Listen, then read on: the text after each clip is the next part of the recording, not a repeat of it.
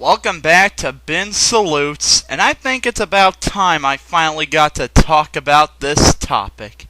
Yep, I'm saluting my childhood hero, Godzilla. Oh man, Godzilla wasn't just a part of my childhood, he was my childhood. I remember one time when I was 5, and when me and Mom were shopping, I saw a movie in a bargain bin that I really wanted to see, and it said Godzilla vs. the Sea Monster. Of course, I couldn't read back then, but the image of of that big lizard attacking that giant lobster caught my eye. So I picked it up and walked around the whole store with my mom, begging her to get it for me until she gave in and got it for me. And I'm so glad that she did, because that's what launched me into my Godzilla fandom. Through my whole childhood, all I wanted to see was Godzilla, Godzilla, Godzilla. It wasn't until later, until I got older, that I got to know what the backstory behind Godzilla is.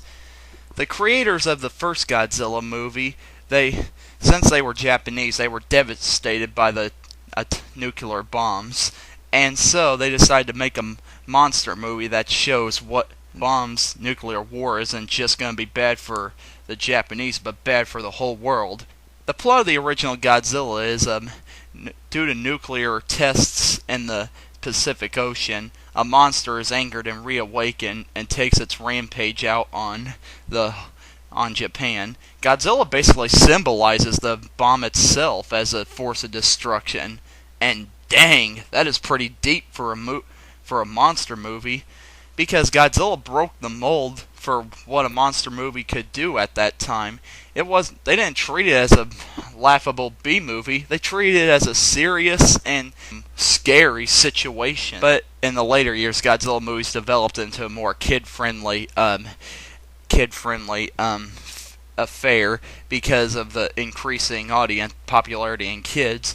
But even though a lot of them were focused for kids, a lot of Godzilla movies do contain stuff in it that adults can enjoy. But Godzilla has been through it all. He's been in space, had a son, and starred in a hippie, psychedelic, exploitation, environmental friendly propaganda.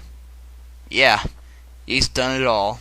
Of course, Godzilla has been bashed over the years of being cheesy and whatnot, but like I said, that Godzilla isn't, a lot of Godzilla movies aren't that bad considering these American, bad movies. So anyway, yeah, Godzilla definitely was a big part of my childhood. Yeah, Godzilla's faced all sorts of enemies, from a three-headed dragon named King Ghidorah, a big robot named Mechagodzilla, a pile of human garbage, Hedorah, and of course, he's also was going to fight Satan himself, but that movie was never made. Since the 50s, there has been a Godzilla movie every decade, and there have been 28 films. I own every single one of them.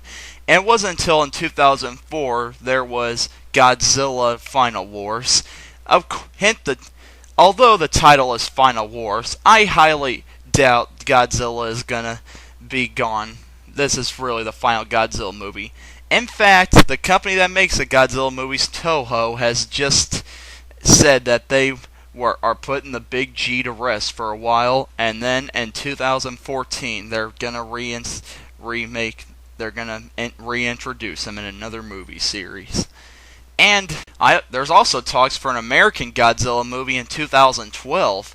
But let's just hope it's not like that other American disaster. Yes, I'm talking about that. But let me get the story straight on this movie. Yes, it's a horrible Godzilla movie, but as a monster movie by itself, it's not that bad.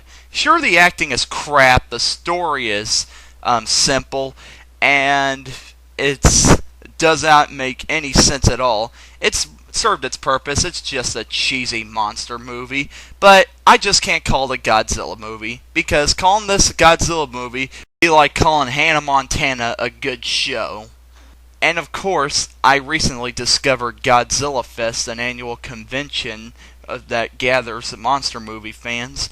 I went 2 years. I went once in 2007, and in 2008, I fulfilled my dream, and I actually got to meet, get an autograph, and get a picture with the man who played Godzilla from 1954 to 1972, Haruo Nakajima. Yep. Dreams do come true, folks. Dreams do come true. Of course, Godzilla is very significant to the whole world. I mean, the whole world knows about him. If even people who've never seen a Godzilla movie know who Godzilla is, that's because he's an icon for a movie icon for everybody. You can't have the world without Godzilla. You can't have the world without Willy Wonka. You can't have the world without Batman. You can't have the world without Godzilla. That's just how long a lasting impression that he has. And he's a hero to everybody. Even as a grown-up, I still love Godzilla movies, just for the nostalgic factor of how big he was in my childhood. And thanks to Godzilla, I also got to explore many other Japanese giant movie monsters. And they are pretty good. Some of my favorites are Rodan and War of the Gargantuas. You can tell that these movies definitely may not be Godzilla movies, but they just have that Godzilla feel to them. Godzilla during the 50s and 60s, Godzilla influenced a lot of other monster movies like Gorgo, Reptilicus, and many others. Of course, the kids at school did make fun of me for liking Godzilla because they suppose he's for kids. But I don't give a crap. If I had the guts to stand up for my favorite show, Hi Hi Puffy Amiyumi, and I'm standing up for my favorite movie series, the Godzilla series, because Godzilla is just plain awesome. In case you're wondering, whether Godzilla is a good guy or a bad guy is I don't really mind. As long he's Godzilla and anything he's in, I'm going to enjoy. Well, this has been Ben Salutes, and I salute you, Godzilla.